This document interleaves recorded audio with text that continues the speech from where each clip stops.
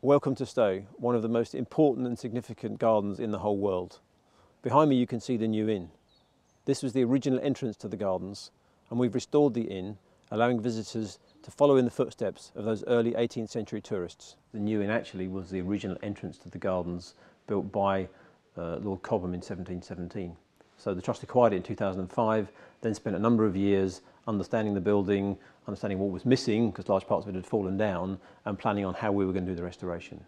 2 years ago, January 2010, we actually came on site and started what was a major project. The restoration of the inn, the reconstruction of the parts that had fallen down in traditional style, and the creation of the new contemporary barn that serves today as our shop and cafe.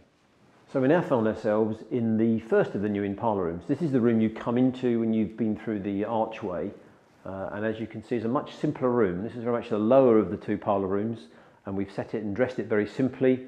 It's got a flagstone floor, very simple furniture, and was probably the room that the locals would have perhaps come to for a pint after a hard day's toil, and no doubt in its day was a really drafty, cold room where they would have sat in front of the fire warming themselves.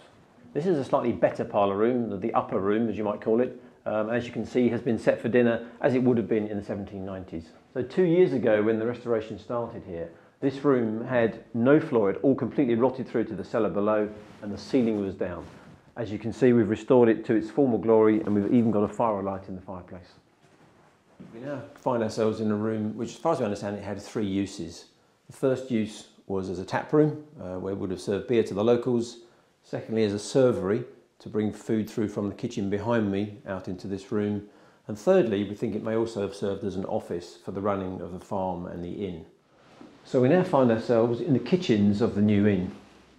This is a room that before the restoration you would have needed to wear a hard hat to come into, because the ceiling was in a really poor state in here, and the floor, the major flagstones on the floor, had been completely undermined by rats, and there was always a danger you were going to fall into a large hole.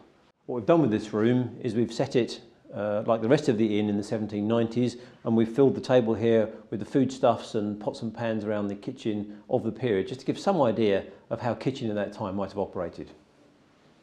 We're now in the room that we've set as the laundry of the new inn. There is some suggestion that it may also have been a brew house in its day. However, the new inn is only a couple of miles from Buckingham, and there's an argument actually the beer would have been brought up from Buckingham to here, and that therefore this was more likely a laundry.